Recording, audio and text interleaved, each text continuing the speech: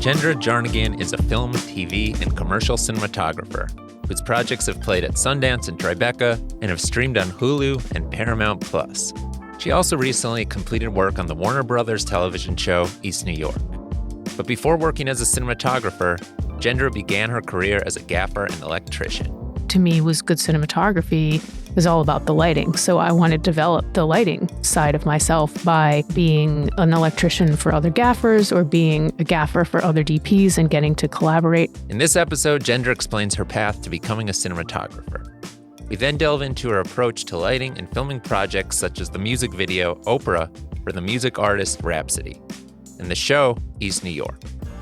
We also discuss how approaches to cinematography and lighting are changing with new advancements in technology. Democratization of filmmaking, has pros and its cons, but largely is very exciting in terms of what people are able to create with very little resources. That's all coming up shortly. From the New York City Center for Media Education, this is CME Presents, where we explore how the digital stories and media that we watch, listen to, and experience are created. I'm Jacob, and this is a conversation with Jendra Jarnagin. Jendra, thanks for being here today. Thanks for having me, Jacob. It feels like we're catching you at the right moment because it sounds like soon you're going to LA. Is that the plan? Yeah, I just wrapped a 10-month television series, East New York, my first full season of television. And I've sort of been bi-coastal for a while and have an established life and relationships and friends in Los Angeles as well.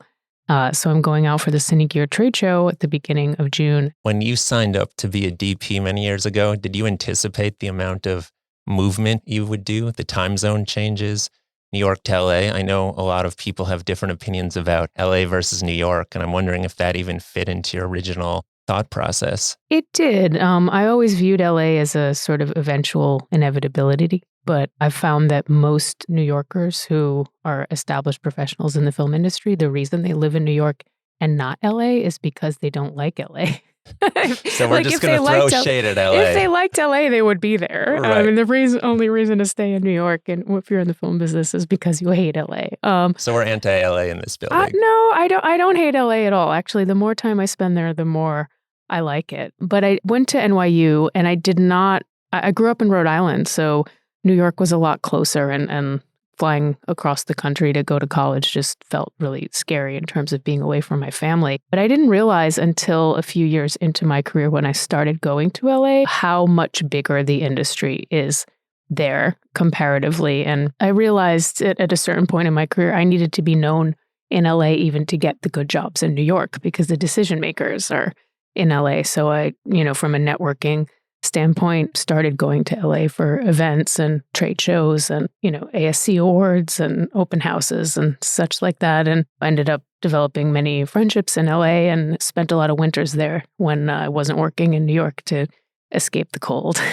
So you find you can balance staying your home base in New York, but just going to LA, that's doable for you forever. Yeah, I have enough friends to stay with in a cost-free sort of situation that I've been there. I spend probably a few months a year there. And I have people that I've met in LA that don't even realize that I live in New York because they see me regularly enough in LA. I'm interested for a moment to just go back in time, if we can, time travel to a different era in your life, perhaps a simpler time. I don't know. That's not true. I'm projecting a lot here. But you're in high school, going to school in Rhode Island. And during that time period, you find your way into working as part of a school program at a public access station. And you describe it as it's sort of igniting, this flame and inspiring you to move ahead and work towards working in the film industry. That's correct. Okay, good. I did my homework correctly. Yeah, That's I'm nice. impressed. Thank you very much. I'm wondering if you can explain what was that process like and what about those pivotal moments really lit that bulb to make you want to move forward? I feel like at an age of 15 or 16, sometimes some people don't really have the foresight to see where they're going to go yet. And it sounds like you were very confident in your decision at even a pretty young age. Yeah, it was actually middle school. So it was actually I didn't get all my homework right. You're close. All but right. it was actually at age 12 when Okay. I first was exposed to the public access program. And I had loved books and storytelling, and I had loved photography. And when I, went into this TV studio, it just sort of sparked a lot of like, wow, these are people's jobs. Like being a kid, frankly, at age 12, the idea of like, what do you want to be when you grow up was what I had been exposed to so far, were all the very traditional ideas of like doctor, lawyer, astronaut, firefighter. These are the people in your neighborhood. Seeing all these people doing these really interesting and exciting jobs was like, oh, wow, people do this, for a living. And I basically put two and two together that people make movies, and that's what I wanted to do. And so through the program and the opportunities that were extended to me there in terms of exploring my creativity and writing and camera and, setups and teching different positions and et cetera, the more that I did it, the more that I loved it. And the facilitator of the program saw my passion and my talent for this and how serious I was about it. And I started asking about filmmaking and career paths, and he sort of took me under his wing and told me, you could go to NYU, or he knew enough about filmmaking and he knew which colleges actually offered film production programs versus film study programs, there were far less of them back in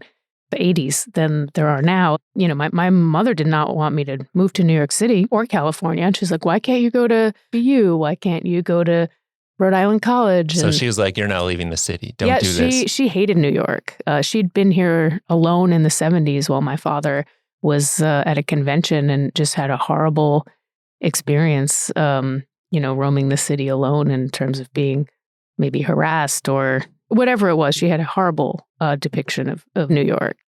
So yeah, in this program, I got to explore, several facets of that. And through learning more about the filmmaking process, learned, what the cinematographer's role was, and was pretty surprised to find out that I didn't actually want to be a director. I just sort of assumed that. I assumed those were the people who made movies or were, quote unquote, in charge of the creative decisions of making movies. But learning the role of the things that I was actually interested in and where my talents lied were someone else's job. That's not actually the director's job, was pretty surprising. So I went to NYU undergrad, pretty sure that I wanted to be a cinematographer, but open to the idea that I didn't really know until I did both, until I did hands-on directing and cinematography, for me to try them both on to see what felt right. So you just had an inkling that you wanted to be in the industry in a creative position, but you weren't quite sure what. You're like, I'll figure that out once I get there. Yeah, and from what I had been told, it sounded like cinematography was the right path for me, but I also just recognized I was going by hearsay, and then I didn't really know until I did them both. So within a year of school and the exercises and roles that you play on each other's crews in film school, I was like, yep, cinematography it is, directing it's not. And what appealed to you about cinematography over directing? At least at NYU, the directing was really intertwined with writing, which is really not my strong suit.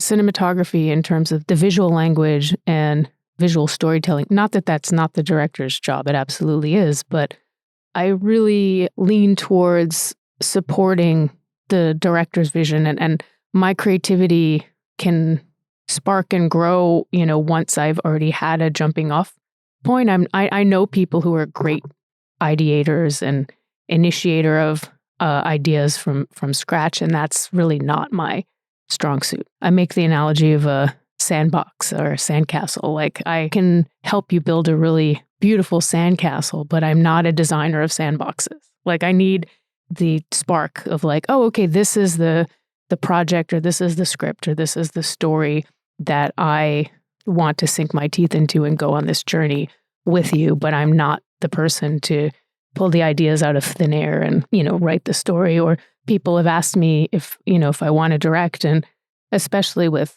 independent filmmaking, the director's paths that I've seen is taking a single project and living with that for 3 to 5 years, from, the script stage to trying to get it made, trying to convince people to give you money, getting it made, editing it, and then taking it on festivals and distribution. And taking one story and having that be your life for 5 years does not appeal to me. Yeah, I want to, show up, give my contribution, be involved, be done, move on to the next thing, and do a news story.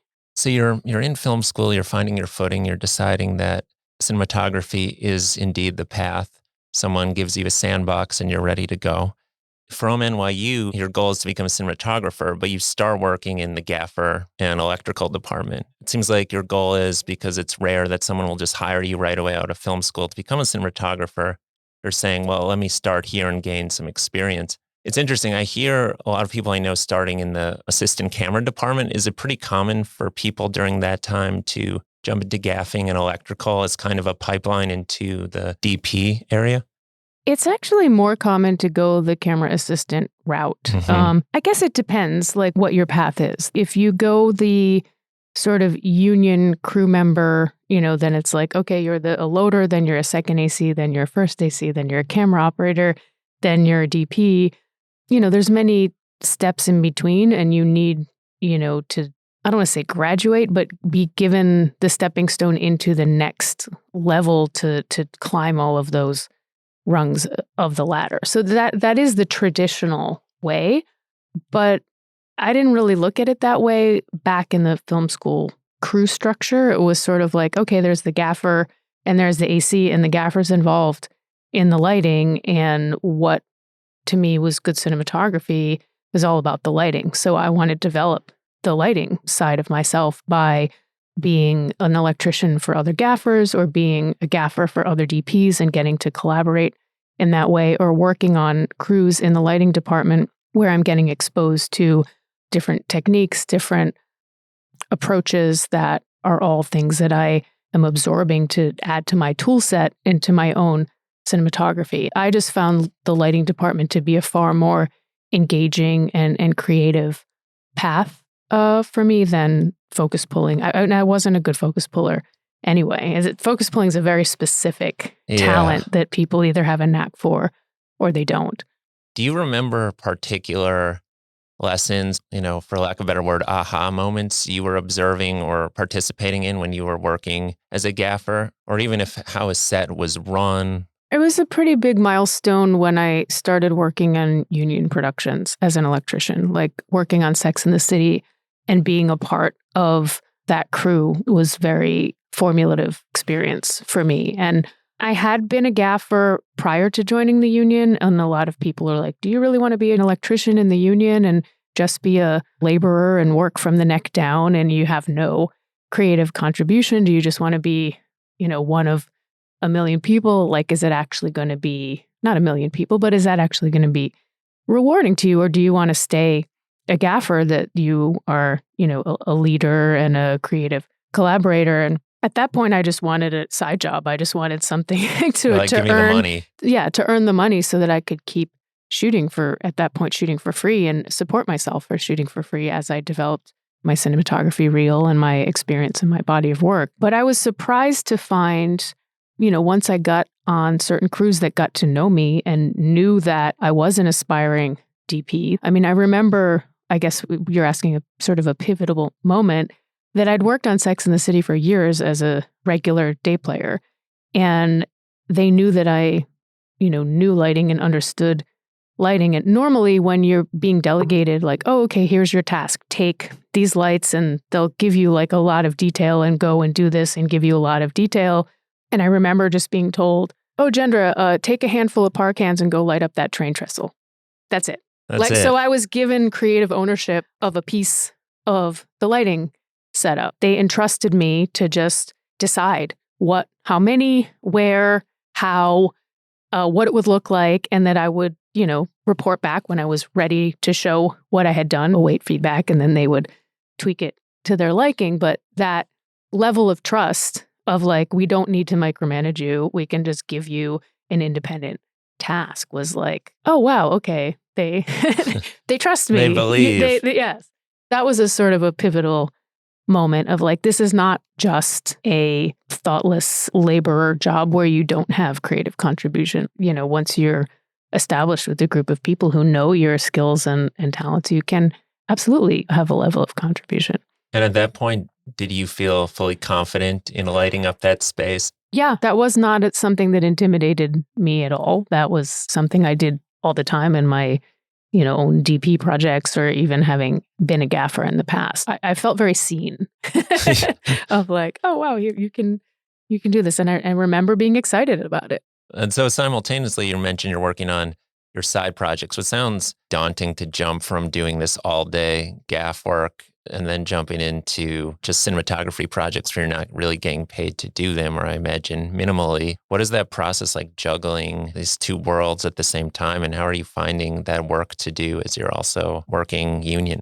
I wasn't full-time working Okay. union. So So that's key then. yeah, I never took a full-time position on any TV shows or movies because I was really holding it as a side job. So the people that I worked with, like on Sex and the City, and I worked on Law and Order for a few years, knew me as a sort of a regular day player in their day player pool.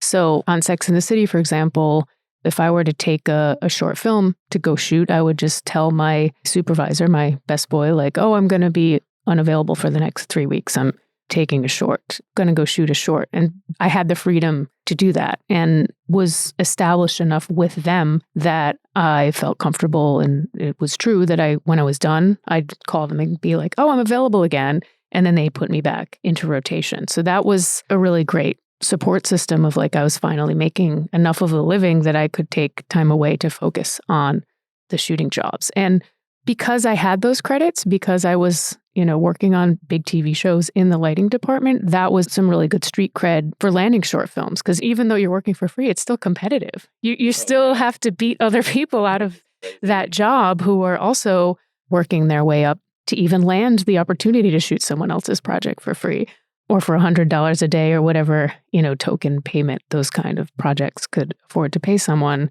So yeah, the fact that I had those credits was like, oh, wow, that this is a established professional who really knows their way around sets and, lighting, et cetera. That actually helped me. So then what is the moment where you decide, okay, I'm done with gaffing, I'm a full-time cinematographer now? Is there a pivotal moment where you remember being like, oh, okay, well, now I can actually do what I intended to do from day one? The last few years of my electrician career, I sort of had one foot out the door where I was shooting more and more and doing less and less electric work. And I got to the point where I was doing so little electric work that I wasn't going to make my health insurance anymore. Like, your health insurance is based on the number of days that you work in a 6-month period. So simultaneously was sort of at a plateau in my cinematography career where I was shooting a lot of short films and frankly landing every job that I interviewed for, and realized if that's happening, you're not aiming high enough. You need to find the features and music videos and commercials. And I didn't really know. I was sort of in this short film bubble and I didn't really know how to find that kind of work. And I was like, well, I need to spend some time investing in advancing my career. And I'm not able to do that if I'm just going to fill all of my available days with my side job. I actually need to spend some focused time and say no to the days of work in order to develop, my path and taking the next steps. So it was around that time that I was realizing it was time to let go of the side job. So I remember my last full feature as an electrician was the Strangers with Candy movie. Oh, wow. And the gaffer who I had worked for a while, and he had been gaffing for me as well. When I would do short projects, calls me up and is like, oh, I've got a little movie. And, he told me the dates, and it was low budget, still union. So you still got your health insurance credits, but the pay was low. And, he started to tell me how low the pay was. And I was like, that's okay. I want to do it. And then he started giving me more and more disclaimers. Oh, it's going to be really hard. And I was like, I said yes. Like I've already said yes. Yeah. Because I knew that it fit into if I'm available right now, if I take this 3 or 4 week job, that will, finish off my health insurance cycle and then I'll be done. And then I did I think it was just 1 week on a movie called The Family Stone with Sarah Jessica Parker. It was a Christmas movie that shot in LA, but did, whether it was a week or two in New York on location. And that was January 2005. And when I took that gig, I knew it was my last electrician job. I knew at the end of this, the last day, I'm hanging up my tool belt. Wow. And I'm leaving this behind. And knowing that when I did, it was kind of exciting. And the irony, when I worked on that project, I was prepping a short film that was shooting in Spain, and the producer lived in Texas. This was before we had Zoom and sort of like remote pre-production tools that we didn't even have Dropbox, kind of thing. Or rotary phoning Yeah, it. so everything we're doing by phone. Yeah. And so he's like, I'm going to come to New York so we can finish off some of our prep in person. So he made a visit to New York in order to meet with me to finish the prepping. And I had like an overnight exterior shoot. And I like asked my boss, did he have any sense of what time we would be done? And he was like, what a ridiculous question. Like, you should know by now. Like, we don't know. We're done when we're done. Like, why are you even asking me this? And he got really upset with me. And I was just like, oh shit, this is starting to conflict where like this side job's getting in the way of, this person came from Texas to meet with me. And I'm like, don't even have an answer for them of like what time I'll be ready to meet them in the morning. Yeah, that's a lot of juggling. Yeah. It's like you're living a double life. Yeah. Was there a sadness that came with leaving gaffing? It was kind of like, your first, it sounds like, job out of school in the industry, or were you just ready to move forward? The sadness came a little bit later, where I really missed the family environment of the crew, where, being with the same crew, especially in a TV show, is like a family for years. And the camaraderie, the downtime between setups is its own sort of like social structure. Like I didn't have much of a social life outside of work, but I wasn't hungry for one because I was getting all of my social needs sort of met within that crew structure. So I ended up missing that in a way that I was surprised to find out, because the projects that I was working on as a DP were much shorter shooting schedules. And also it's a different role. You're just concentrating the entire time and what are we doing next? And it's not the same. You're connecting with people in a very different way than, when you're one of the team that is like the lighting crew. So I missed it. As you get deeper into the industry, do you weigh what makes a satisfying project in different terms? Yeah, that's a great question. I've done so many different kinds of projects over the years and had really great experiences and had some horrible experiences. And at a certain point, and a lot of my colleagues feel the same way, it becomes more and more important to you who you're working with. More so than the script, more so than the project or even the particulars or the logistics around the project. It's like, we just want to work with good people. We just want to work with people that we connect with, that we're creatively aligned with, that we enjoy spending time with. And that's priceless. The more I talk to people who are more deeply established in the industry, that's mostly what we're chasing. Are there particular projects in recent years that come to mind that you really just found so fulfilling on multiple levels, both creatively and just in terms of being on set with a great group of people? I'd say two different projects. The most obvious one is having just completed my first full season of TV as a DP on East New York. That was sort of 10 months of my life, but some of that was prep. So like 9+ months of shooting that became my family for that period of time. And I love those people. And, we just recently found out that we were not renewed.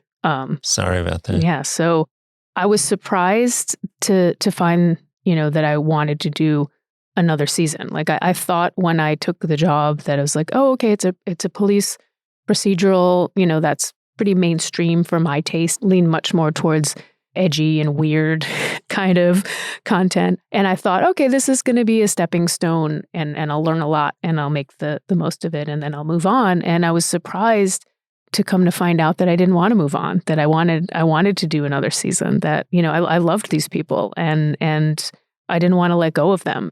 Talking to other DPs who've done TV, that I hit the jackpot on my first show of having the combination of a great crew, great actors, great scripts, very solid, experienced producers.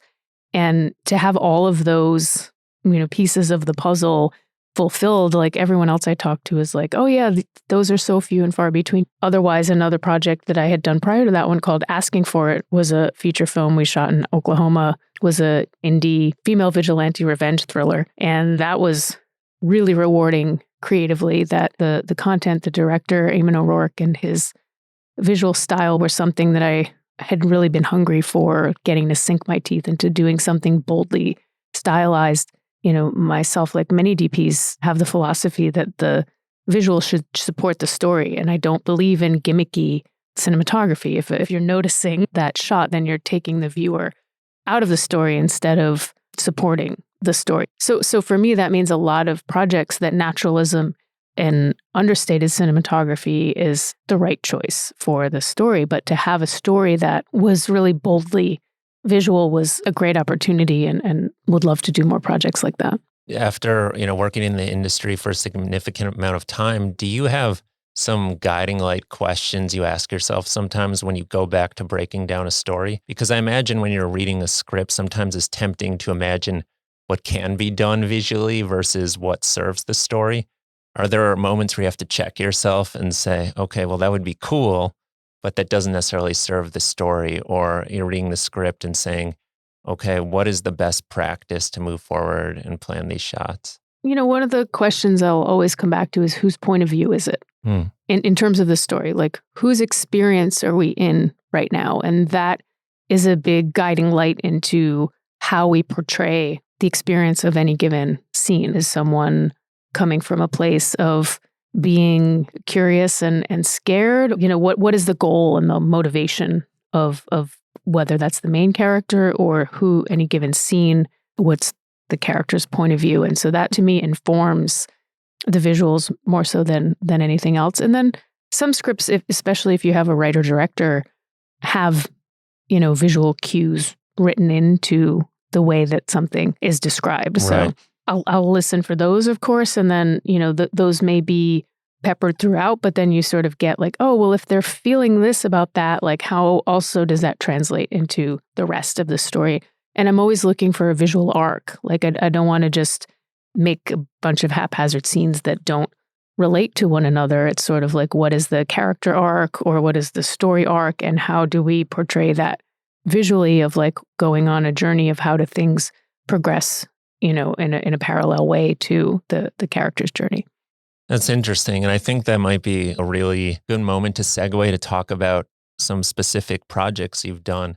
One of them is a music video you shot, I believe in 2019, for the artist Rhapsody. She has this really great song called Oprah, and you collaborated with director Farrah X on that project. One of the challenges of a music video is, of course, you're telling this very concise visual story that has to meld very well with the song and kind of fit the aesthetics and tone of the artist and the story they're telling. First, just how did that collaboration come to be? And then from there, how do you move forward and address some of these questions? I had worked with Farrah on a few other projects before and since. I met Farrah doing a feature-length documentary called The Remix, Hip Hop and Fashion, which was at Tribeca and was on Netflix for a while. And the documentary explores several different primary personalities and characters, if you will. But one of the subject of the documentary, if you will, is a woman named Misa Hilton. She did this styling for a lot of groundbreaking music videos and recording artists. Like she's responsible for Little Kim's, the outfits, like the bare-breasted with the pasty jumpsuit, and Missy Elliott. And I don't want to misquote who she styled, but basically part of the documentary was shining a light on her significance for culture and for fashion. And so she was the creative director for this music video, which most music videos don't have a creative director. Advertisements and commercials do. Usually it's just the recording artist and the label and the director. But in this case, Misa collaborated with Farrah as the director, and Misa had a very big role in the vision of this music video. And it was a very, very ambitious schedule. I think we shot for 2 days, and we had, I think, 11 different scenarios, 5 of them in the studio and 6 different locations. And the story arc was about the circulation of currency, and especially supporting Black businesses, Black community and Black culture, supporting Black culture by featuring small businesses and the circulation of money as empowerment. We had Harriet Tubman $20 bills featured in the video as a prominent visual theme. And we had a grand opening of a nail salon to celebrate, small business. And we had a table of women who were all different activists in real life, counting money and looking through sort of blueprints for different community organizations that they were going to. There's just a lot. There's a lot in there that are very. And the video won Best Music Video at the Urban World Film Festival in 2020. As you mentioned, it's shot in a bunch of different locations, but it all melds so seamlessly together. Was there any communication with Rhapsody before the video takes place? Sometimes you're speaking with the artist directly, and sometimes they just show up and you meet. You're like, hi, let's shoot this thing for the next 2 days. Usually I don't meet the artist until the shoot, but the director has. So Farah likes to do a lot of prep, and Farah is a very visual director. So the ideas, these different locations and scenarios and how they related to one another and what she wanted them to look like, she had that all ready for me when I was, brought on to the project. So I imagine that was discussed quite thoroughly with Rhapsody, especially since, the theme of the song. And also that the song is part of an album where the entire album is, each individual song is named after a strong woman figure from history. So this song being called Oprah was about money and empowerment, but the album being called Eve, as in Adam and Eve, and there are different songs featuring different strong and noteworthy women characters. What were some of the approaches you took after speaking with Farah about the concept and the storyline? Do you remember certain ideas that you were thinking about in terms of, okay, how are we going to light this or frame this, especially when considering the thematic ideas that were very strong and at the forefront of this song? Farah had a few references that we talked over and explored and did some back and forth about in pre-production. One of those was the Huey Newton Black Panther portrait with the chair and the shields and the spears, that we also brought the production designer into those conversations about, what were these sets going to look like. I think it was Misa's idea to have the camera underneath Rhapsody, so she's dancing on a piece of plexiglass. Right. So we're looking up, and there was like another reference that Misa had seen that inspired that, sort of like, how are we going to do that? Like, we have to build a box that we can put me and the camera inside of, looking up, and then the plexiglass needs to be thick enough to support the weight of a human. And it's like, the bigger the span of plexi, the more it flexes. So it has to sort of be as small as possible. And how thick does it need to be? And then it's very expensive. And, the bigger it is, the more expensive it is, but it needs to be safe enough. So like the construction of this plexiglass box, took a lot of consultation of, talking to other key grips and who's done this before and kind of thing, in terms of the feeling confident and secure on the safety, load bearing aspect to it.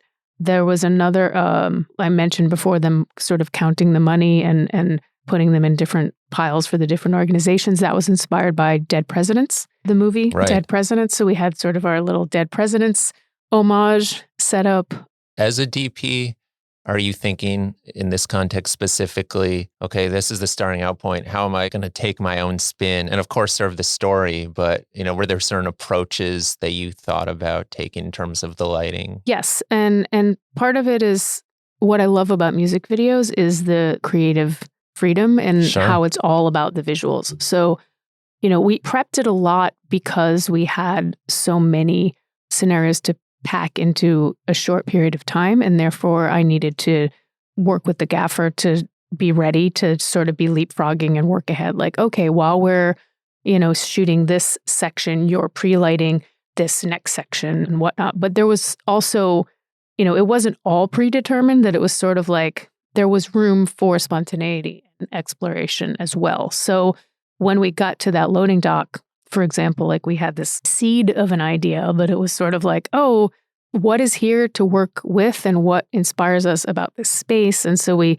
sort of just like cracked the door at the bottom and let the light come through. And then I like white balanced the camera in this blue sort of way. And I took, HMI spotlight and just like shined it in this like really narrow path that LK and Rhapsody sort of like danced in and out of this light. So they were getting like bright and dark. We just sort of like, found it and massaged it to be like, what's working and what's not working. And that's what I love the most about music videos. As long as it looks cool, you can't fuck it up. Right. So there's sort of like no pressure about getting it right or like, oh, this is taking too long. And it's like, okay, we've got the time that we've got. What can we do? And what new, fresh ideas, do we have that can elevate this and make it our own? Another project that I love to discuss too, which sounds in many ways like the opposite of what you just described, where you have the flexibility to just run an experiment, is East New York, which you spoke about before. That sounds like a really interesting, unique challenge. My understanding, when East New York started, the pilot was shot and a director of photography that was not you shot that. But then after the pilot was shot and it was decided that the show would be greenlit, you stepped in as series DP, I think split some duties with someone else. Yes. It sounds like you're very pivotal in that space to help define what the show is going to continue to look like and moving forward over the trajectory of the season. What is that process like, stepping in at the beginning of the show and collaborating and planning, how you're going to tell this story visually? That's a great question. So yes, you're correct. The pilot was shot by another DP named Cliff Charles, and he was not available for the series. And myself and Zeus Morand were hired to alternate as the series DPs. And we had never met one another before, but we knew each other's names and each other's work just from New York from over the years.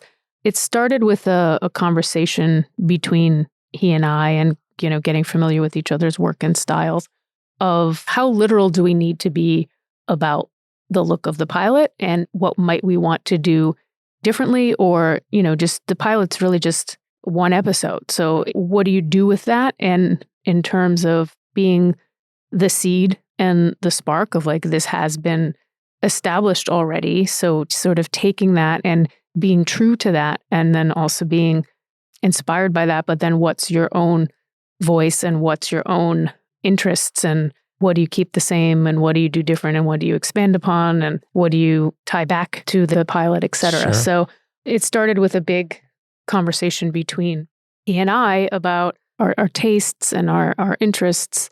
And we shot some tests. We did a lighting test with the principal actors. We did a few lens tests. One of the things that we both agreed is that we wanted to use some lenses that were softer than the lenses used on the pilot, were very crisp.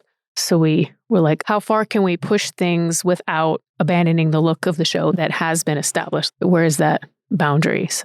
I think it's an interesting challenge, just observing from the sidelines, just because New York has been portrayed in so many different ways throughout the years. Were you looking at other New York-centric projects and thinking about what you liked and what you didn't?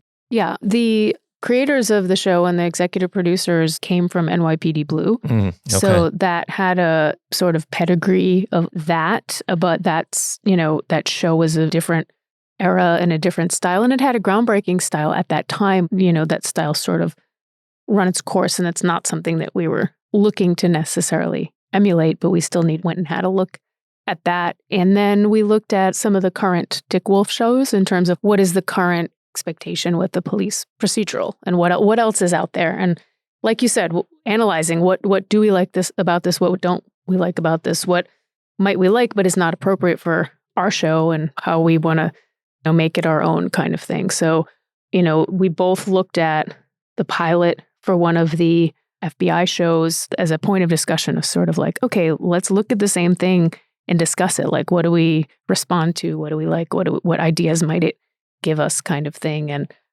found that a lot of TV these days is just really beautifully shot. Like, It's not just fast and scrappy and ugly and rushed. Or at least it is rushed, but the idea is for it to not look rushed. Right. That's part of our jobs, or what makes us good at our jobs. I found it interesting that both Zeus and I had a beauty background, and they picked two beauty DPs to shoot a cop show. Do you have any theories on why they did that? I do, actually. I don't think they said, let's go find a beauty DP. Right. But in terms of what they saw in my work and what they saw in his work, we're both very, very compatible. We're great partners and a great match. So I feel very lucky about that. But they wanted the show to have a beauty to it and wanted people to look good, but not in a way that tips into artifice. Like it's not a glamour show Sure. whatsoever. So it's like it's got a realism and a naturalism and an energy and a grittiness in a way, but it also has a polish and a beauty that doesn't ever feel polished. That takes a certain amount of skill that I think not just anybody could jump into that show, pull off what he and I did on that time frame and have it look consistently that balance of everyone looks as good as they should without it looking like we're trying like they're supposed to look good. Right. This gritty beauty they are talking about from a technical level, are there certain approaches that you utilize to perfect that or achieve that rather? Everything was really, really fast. Speed comes first in episodic television. We got to be honest about that. And you're talking about the speed in which you're shooting it on set. Yes, doing 9 pages a day or Right. 6 scenes a day or you've only got like an hour or an hour and a half to shoot an entire scene. So working within those time constraints is sort of like the first and foremost. In a way, we have a lot of resources at our disposal in terms of tools and crew size and whatnot, but the thing that we don't have is time. And so all the other things that they're spending money on are to make everything happen fast. So do you set rules for yourself when you know you have to finish an entire scene in an hour and a half? yeah, the number one thing with that, I think, actually comes down to blocking. And the directors are guest directors very often. So they're leaning on the DPs and the ADs about how fast our machine operates. And like we know better than they do how much we can get done in a certain amount of time. So if we do a rehearsal and the blocking of the actors starts going in a direction that's going to mean that we're going to have to do a whole lot of shots in order to cover everyone in all the different positions they stopped in, we're never going to have time for that. So, and then it's like, okay, if we're moving a lot and we're seeing 360, then we need to hang all the light from the ceiling in order to have the freedom to look around. So then that's sort of an upfront time, that you're spending on lighting, knowing like, oh, okay, once we're lit, we can look anywhere and it's going to go fast once we're lit, but it's going to take a while to light it because we need to get ladders in here and then figure out how to balance all the levels and exposure in all the different directions that we're looking, et cetera. So I would go into the day with the call sheet. The AD would have given me the times and we would have discussed it in advance, but so it wasn't a surprise. But here's your map of the day. You've got 2.5 hours for this scene, an hour and a half for this scene, 3 hours for this scene. And those were based on how complex the scene was. If the scene had 5 people in it, kind of thing, then that's a lot of people looking in a lot of directions and a lot of eye lines that needed to be covered. So it was a lot of like eye line puzzle math of like, if this person turns to this person for a glance, like, do we need to cover that? Like, or, this person is addressing this person. So it would sort of be to sort of simplify the number of shots of like, well, if we put the 2 of them over there, 2 of our main characters, Killian and Morales, were very often together. So it was like, okay, put them on the same side so that when it's like one person talking to 2 as opposed to one person talking to individual directions. And then you creating this triangle. Now you've just added 2 more shots. Oh, God. So it was always thinking about basically how to keep it simple and choosing your battles of where to spend the time. Like, okay, this is going to be a really emotional performance scene. So like give the actors the freedom. We're not going to take the time in setting up 7 shots. We want to give the time to letting them explore their performance or if they need some time to find it or ramp up, which our actors frankly never did. They were so fast. They knew all their lines. We would rehearse and sort of find it in the rehearsal. And then once that rehearsal process was done, they sort of had it locked in and, just delivered in like, 1 or 2 takes. Seems like actors really earn their money on serial TV. Yes. Like you step under that spotlight, you perform. Looking back, is there particular scenes or shots that you're really proud of in terms of a problem you solved or a creative decision you made? My favorite scene visually is in episode 13, directed by Lou Diamond Phillips. We have a big night exterior human trafficking bust. And it was maybe like 5 or 6 pages of content, which is a lot for us. Most of our scenes are very short, like a 2.5-page scene would be long for us. But this was like multiple scenes in a row in this space as they discovered what was happening and then did the bust and then the aftermath of the bust of discussing with the people about the story aspects of what this was all about and et cetera. So that was very, very visual. It was raining, which was gorgeous. It was a pain in the ass for the crew. Yeah, that was my next thought. But to deal with the weather, but it looked beautiful with all the reflecting colored lights, and the location was fantastic. And it was a really big space to need to light and took a lot of resources to do that. But everyone recognized that. Like when it was written that way, when we found the location, we're like, okay, this is going to take a lot of lighting. So, spent a lot of time prepping that one, deciding, what colors that I wanted to use, what areas did I want to be more in shadow and more dark where you maybe can't see what's going on or something's just in silhouette versus other things that needed to be seen clearly from a quick story, that as soon as you see it, you understand what you're seeing versus like building mystery and suspense. And so that's one of my favorite scenes.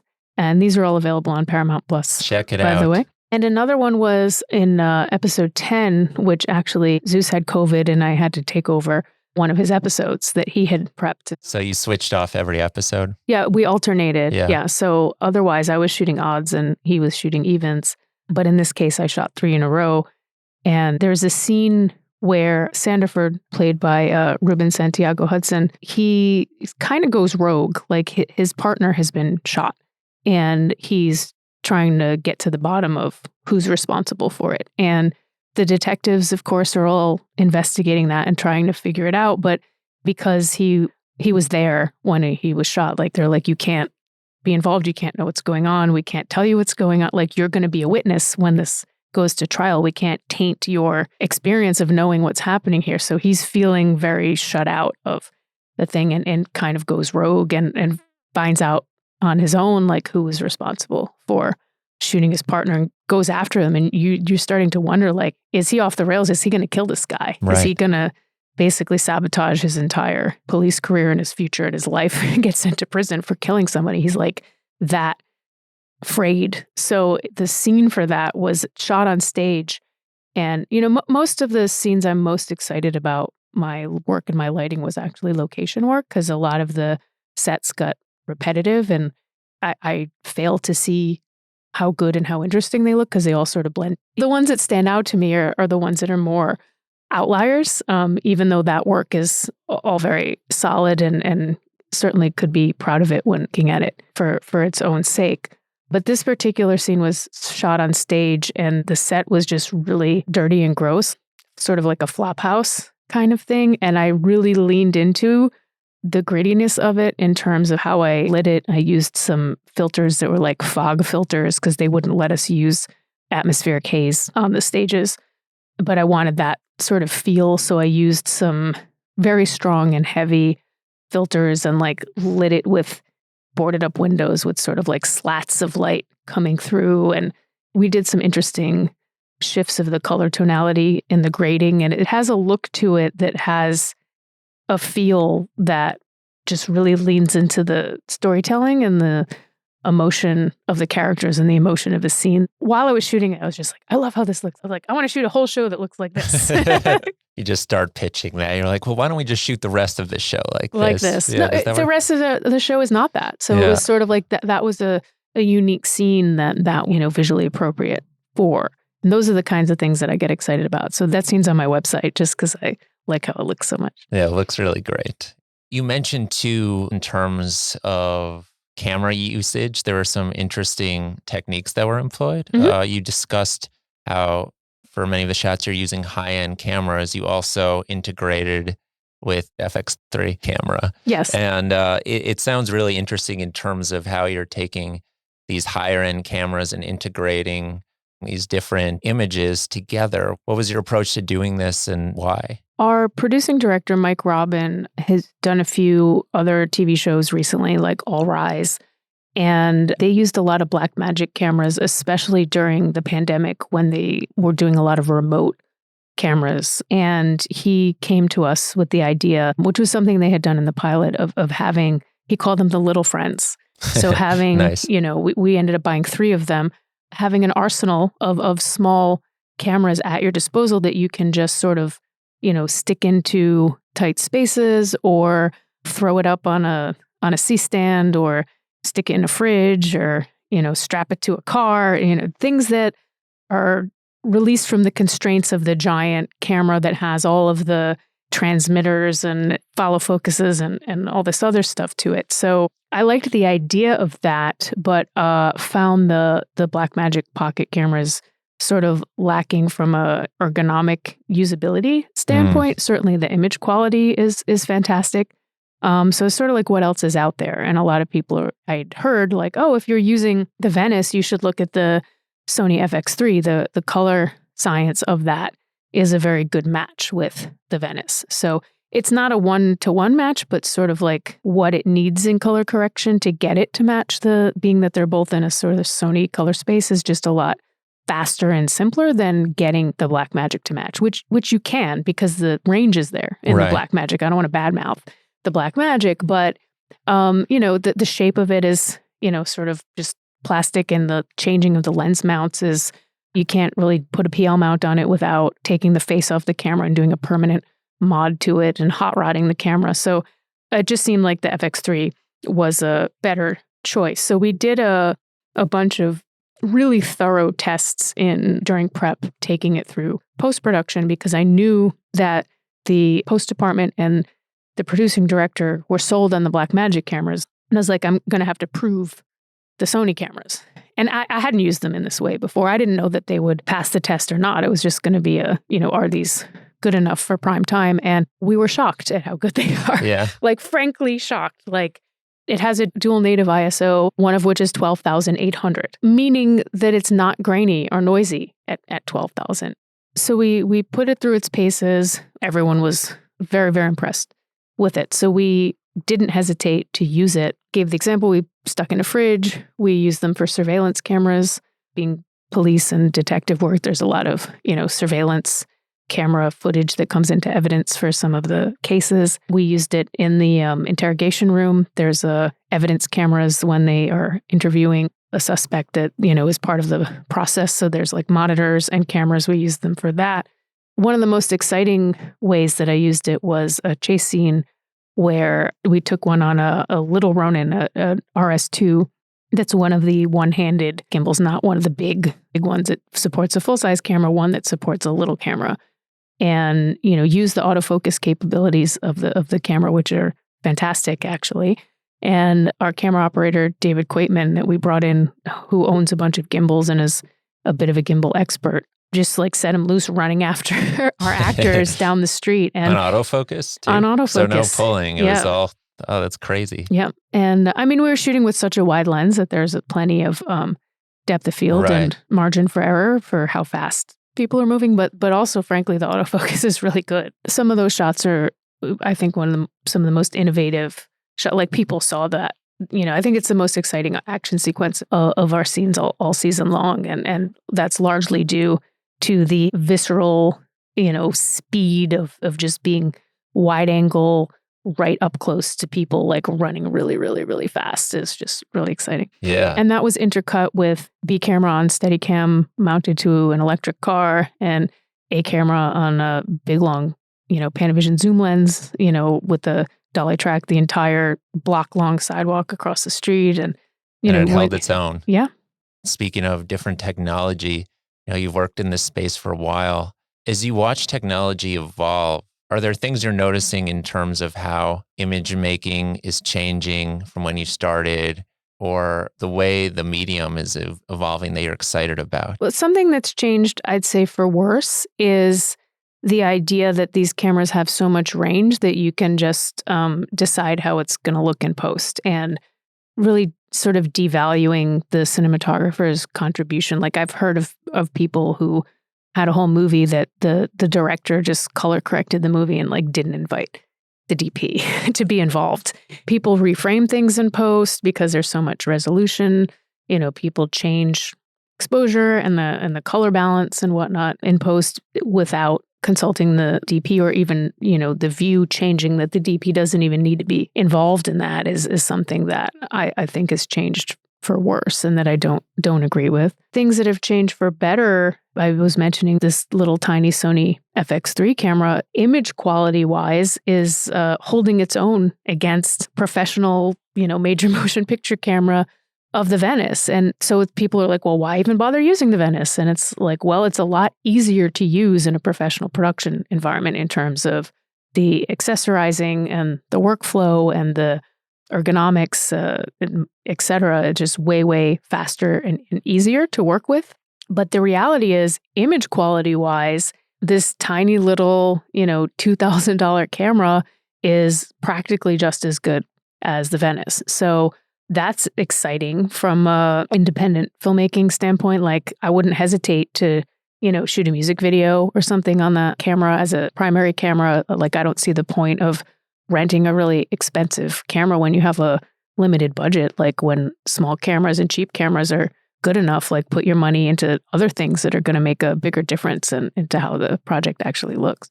So yeah, advancements in small cameras and affordable technology and the accessibility and the democratization of filmmaking, has pros and its cons, but Sure. largely is very exciting in terms of what people are able to create with very little resources. Also, the advancements in wireless lighting technology and LED technology.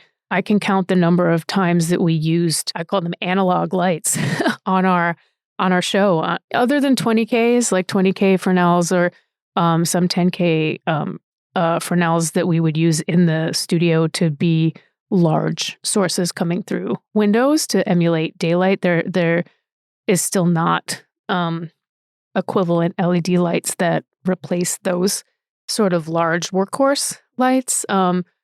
But other than those were a regular part of our set lighting scenarios.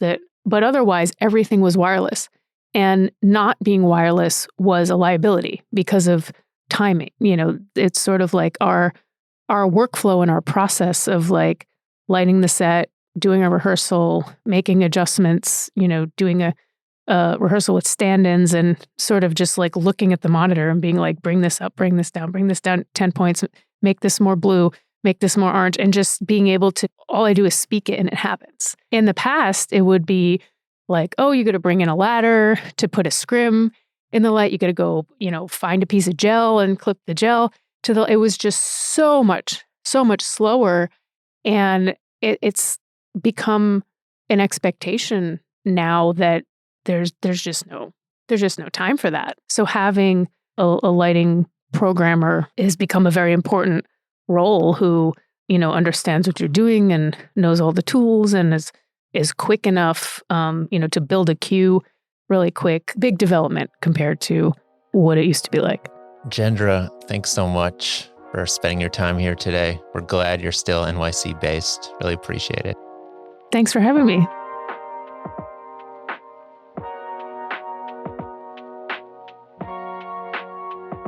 From the New York City Center for Media Education, this has been CME Presents, available wherever you get your podcasts.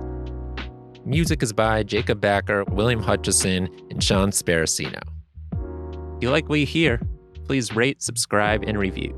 And don't forget to check out our website at nyccenterformediaeducation.org for more information about media making and filmmaking classes.